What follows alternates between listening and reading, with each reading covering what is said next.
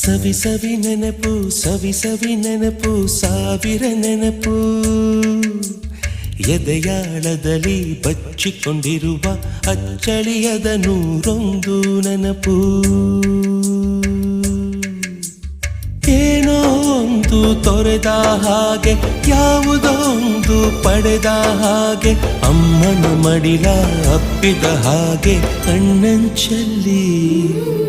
ಕಣ್ಣೀರ ನೆನಪು